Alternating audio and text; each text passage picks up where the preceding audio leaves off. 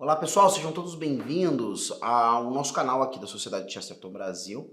E aqui nós queremos conversar com vocês sobre o Natal. Nós estamos aí próximos, né, dessa grande festividade, a segunda maior solenidade do cristianismo, né, só abaixo da Páscoa, certo? Mas também uma data que tem significado para todas as pessoas que vivem na nossa parte do mundo, inclusive em outros lugares onde o cristianismo não é predominante. A gente sabe que tem outros lugares aí que tem outras formas de comemorar o Natal, mas muitas vezes descolados do sentido verdadeiro dele, certo? E é um pouco sobre esse sentido verdadeiro que eu quero conversar com vocês, enquanto eu também desejo um Feliz Natal a todos, aqui toda a equipe da Sociedade de Chesterton Brasil desejo um Feliz Natal a você que nos acompanha, né, desde sempre ou há pouco tempo, ou quem sabe esteja vendo esse vídeo pela primeira vez. Então que a luz do menino Jesus possa, né, brilhar no seu coração e aí permanecer. E é sobre isso que Chesterton fala, né, num texto, onde ele reflete, né, um artigo, na verdade, sobre o Natal que está vindo.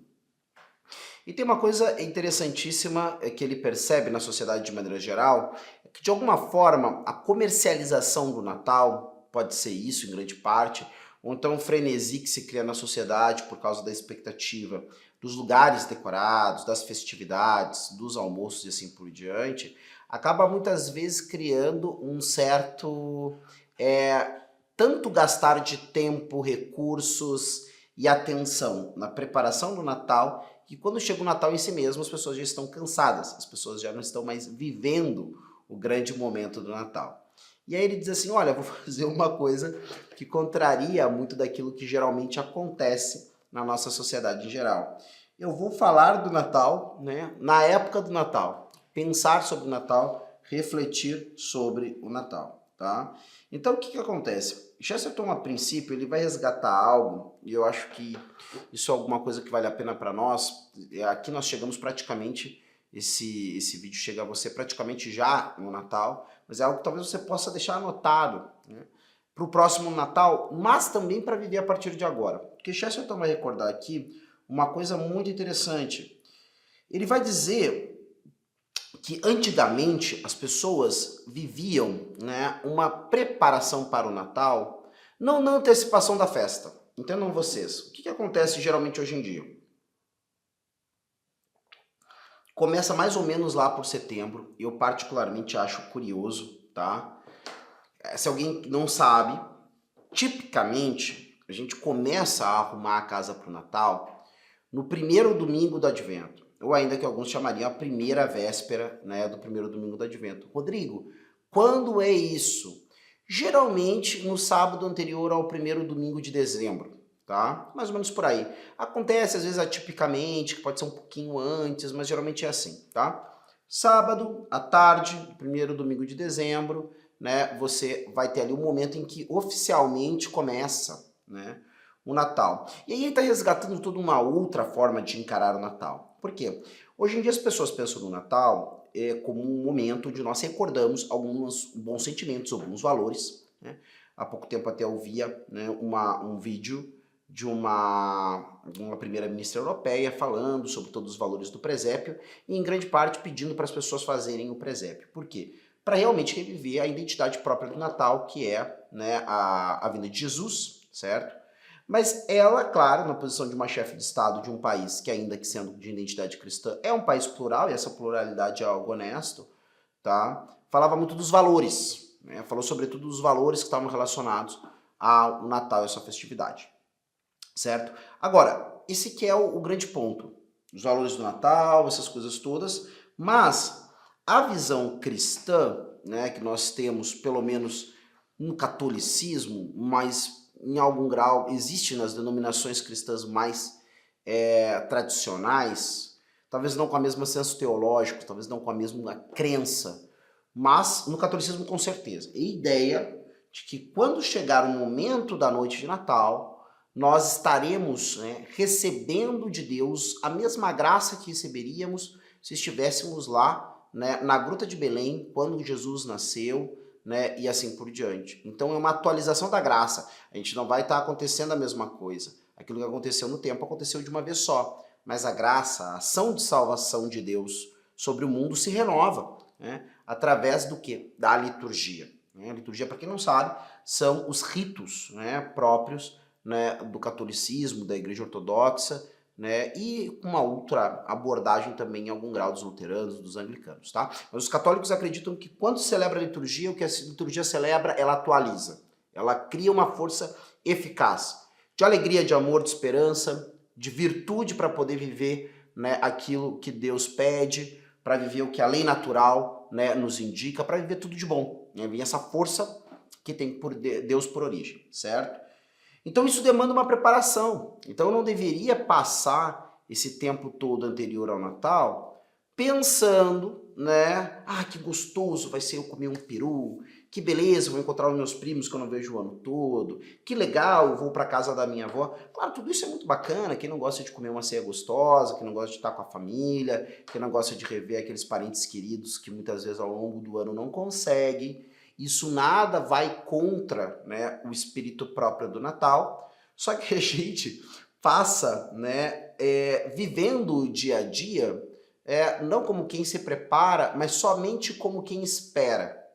Então Chesterton estabelece aqui uma diferença interessante, da diferença de esperar, né, de maneira, vamos dizer assim, passiva, estática, simplesmente lá em quimeras, em ideias, em elucubrações, em tentativas de antecipar, né, uma certa alegria daquela festa.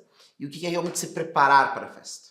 O que é realmente preparar o coração para que quando aquela festa chegar, então ela, né, possa realizar toda a sua alegria, ou ainda falando em termos, né, espirituais, toda a graça que ela pode realizar, certo?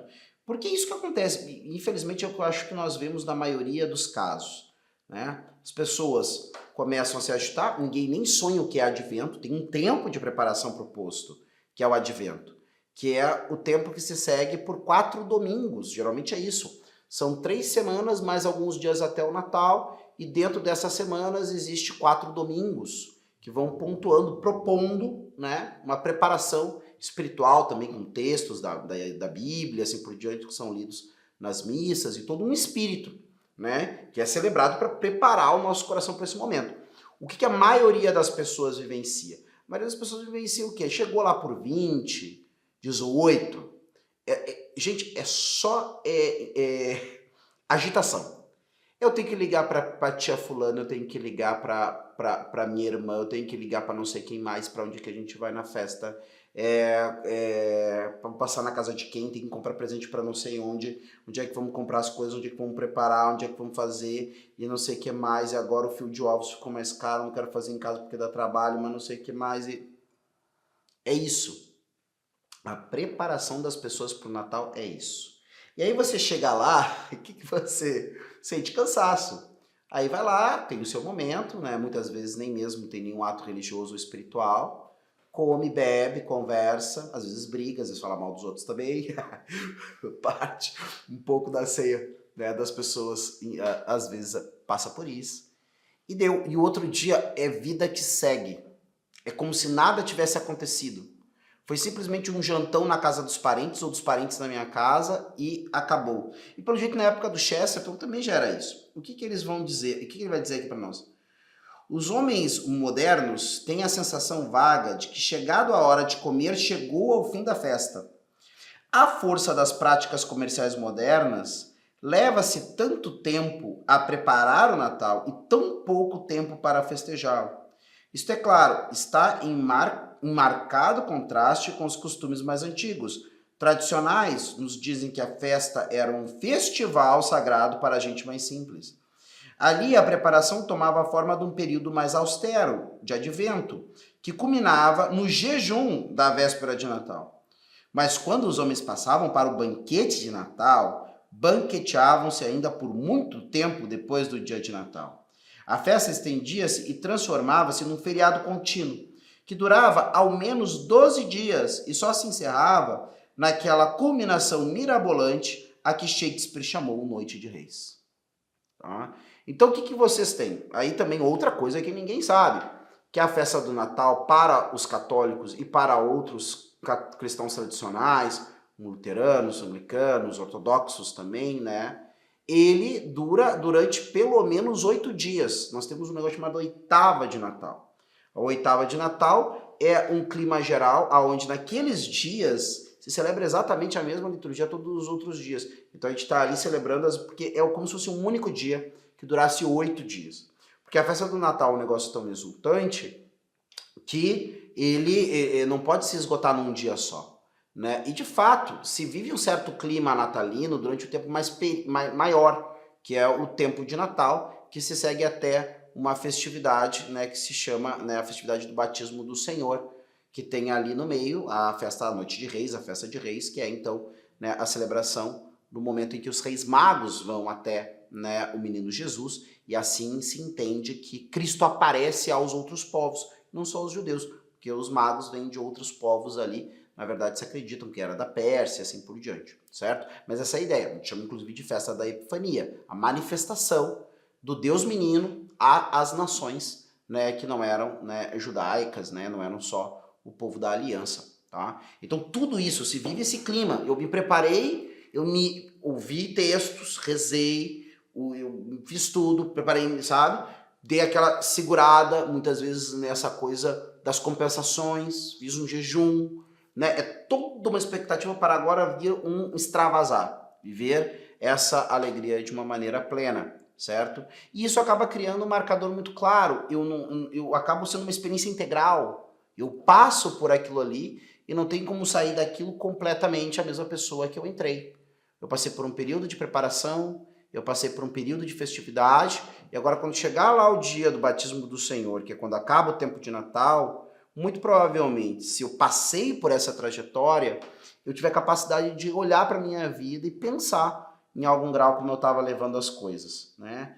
Inclusive, Rodrigo, inclusive na festividade? Sim, inclusive na festividade. Porque no momento que eu me alegro pelo fato, né, do nascimento do menino Deus, eu também levo isso como causa de alegria para o resto, né, do meu ano e assim por diante, certo? Aqui a gente vai percorrer mais alguns pontos interessantes desse texto do Chesterton, tá? Aonde, em grande parte, também espero, isso é uma proposta, tá? Que para quem não fez nada disso até agora, a gente possa pegar aqui do nosso querido Gordo também algumas dicas de como viver bem, né, esse período que ainda se segue, né? O pudim de Natal, ele vai dar o exemplo do pudim de Natal, né? Que é melhor ser o menino que se empanturra com o pudim de Natal na noite de Natal, ao invés de ser o guri que passa, né, chega a ficar doente da cabeça de tanto sonhar com o pudim, certo? E tem uma coisa muito complicada nessa história de ficar sonhando com o pudim. O pudim do sonho do cara nunca vai ser tão bom quanto o pudim real. Agora, se eu estou vivendo para o presente, quando chega o pudim real, eu não estou pensando nele, eu sou simplesmente engolfado pela experiência do pudim de verdade. E aí ele vai dizer isso. Havia dinheiro também nos velhos tempos de Natal e da cristandade. Havia comércio e havia comerciantes. Mas o esquema moral da antiga ordem, sejam lá quais possam ter sido seus outros vícios e doenças, pressupunha sempre que o dinheiro era secundário à substância, que o comércio antes era secundário ao criador. A ideia de se ganhar o pão normalmente, ou de se aproveitá-lo normalmente, prevalecia sobre a ideia de se ganhá-lo de modo acidental ou aventuroso. Com o surgimento dos aventureiros mercantis, o mundo inteiro foi se alterando aos poucos, até que a preponderância enfim mudou de lado. O mundo passou a ser dominado por aquilo a que o falecido Lord Birkenhead chamava de os prêmios brilhantes, sem os quais parecia crer não se poderia fazer o homem engajar-se em qualquer atividade humana saudável. E é verdade que o homem passou a pensar demais em prêmios e de menos em pudins. Isto, se está a falar de um pudim comum, é uma falácia, e se está a falar do pudim de Natal, é uma blasfêmia. Pois há algo de verdadeiramente perverso, não sem o seu toque de profano, na noção do comércio transformar tão completamente a origem assim tão sagrada. Há milhões de homens e mulheres saudáveis e perfeitamente normais que ainda aguardam o Natal, e sinceramente e de todo o coração o mantêm santo tanto quanto feliz. Mas há alguns que, lucrando com tais impulsos naturais ao prazer e ao jogo, o têm usado para coisas muito mais vis que o prazer ou os jogos. Trair o Natal. Para eles, a substância do Natal, como a substância do pudim de Natal, tornou-se uma simples tranqueira na qual enterram seus tesouros. E só o que fizeram foi multiplicar a moeda e transformá-la em 30 moedas de prata. Bom, pessoal, para encerrar aqui, o que eu diria para todos vocês Chesterton, quando conclui aqui, ele fala disso, né, que o Natal se tornou muitas vezes uma espécie de tranqueiro, uma espécie de lugar aonde eu enterro o uso como pretexto, né, para poder então, sei lá, para me encontrar, beber, encontrar as pessoas, se eu sou um comerciante para vender mais e assim por diante, né, ou se eu estou envolvido no comércio de qualquer forma, é um tempo de lucrar a mais, não tem problema nenhum nisso. Se você tem o seu negócio, é até mesmo um dever de Estado você aproveitar um momento, né, de maior fluxo, de busca de compras e tudo mais para prosperar um pouco mais nessa época.